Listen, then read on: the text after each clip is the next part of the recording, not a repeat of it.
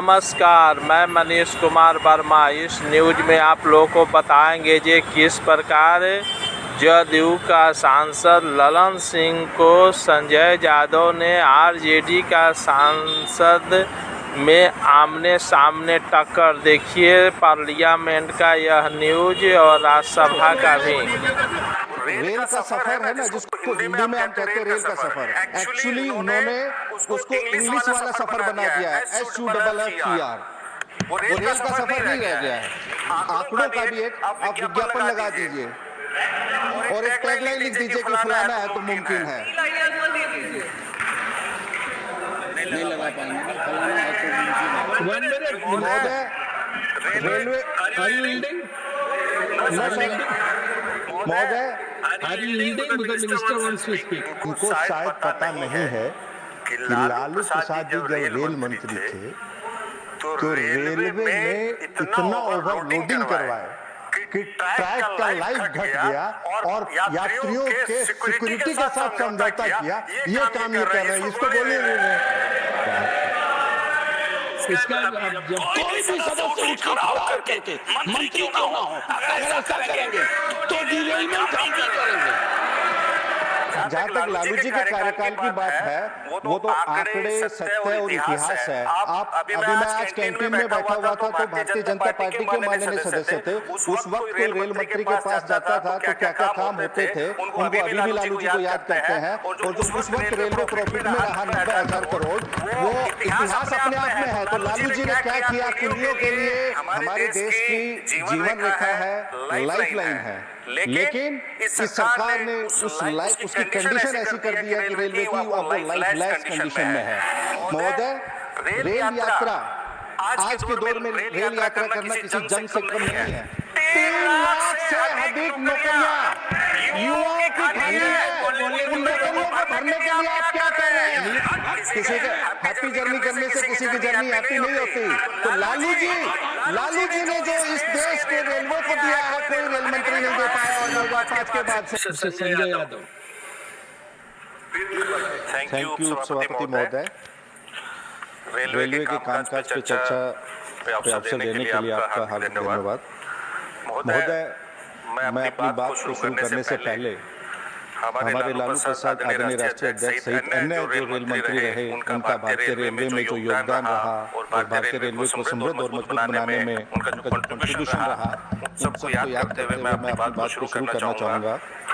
महोदय, अभी हम चर्चा सुन रहे थे रेलवे मंत्रालय पे, तो बहुत और अधिकांश जो रेलवे से संबंधित प्रश्न भी रहते हैं, तो उसमें देखने को मिलता है कि एक कंपैरेटिव एनालिसिस रहता है कि 2014 के बाद ये हुआ, इतने नंबर्स बढ़े, इतने पैसेंजर्स बढ़े। लेकिन जब 14 के बाद जो रेलवे का भाड़ा बढ़ा, किराया बढ़ा, क्या उस अनुपात में रेलवे की सेवा, सुविधा और सुरक्षा सरकार बढ़ा पाई?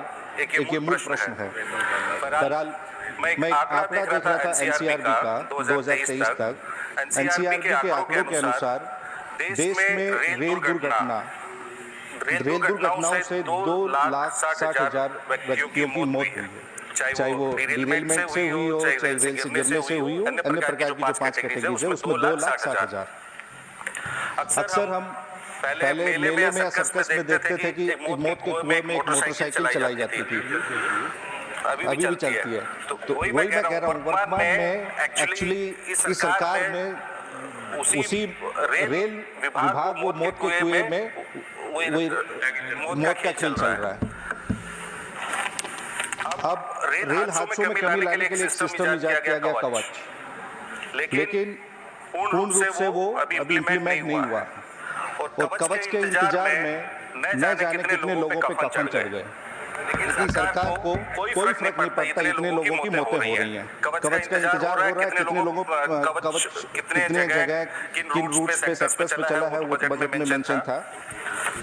दूसरा, जब हम डिरेलमेंट की बात करते हैं तो वो खाली रेल ही पटरी से नहीं उतरती, वो हमारा पूरा सिस्टम पटरी से उतर जाता है।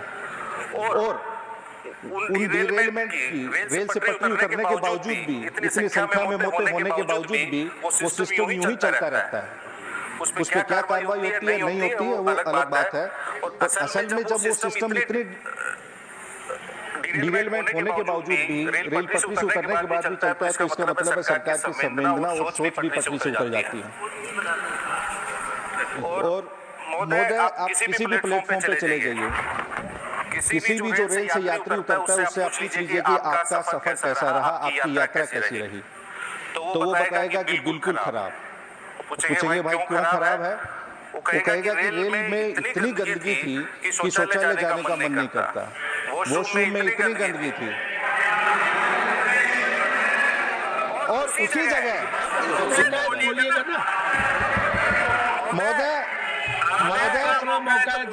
उप सभापति महोदय, जो रेल का सफर है ना, जिसको हिंदी में हम कहते हैं रेल का सफर, एक्चुअली उन्होंने उसको इंग्लिश वाला सफर बना दिया है, SUFFER। वो रेल का सफर नहीं रह गया है। और जैसे मैंने कहा कि ये आंकड़े हैं मौतों को, तो हम तो सरकार से कहेंगे कि इन दुर्घटनाओं और मौतों का आंकड़ों का भी एक आप विज्ञापन लगा दीजिए और एक टैगलाइन लिख दीजिए कि फलाना है तो मुमकिन है। नहीं लगा पाएंगे, फलाना है तो मुमकिन है। महोदय, रेलवे महोदय, Are you yielding because the minister wants to speak? इनको शायद पता नहीं है कि लालू प्रसाद जी जब रेल मंत्री थे तो रेलवे ने इतना ओवरलोडिंग करवाया कि ट्रैक का लाइफ घट गया और यात्रियों के सिक्योरिटी के साथ समझौता किया। ये काम ये कर रहे हैं, इसको बोलिए इसका अब जब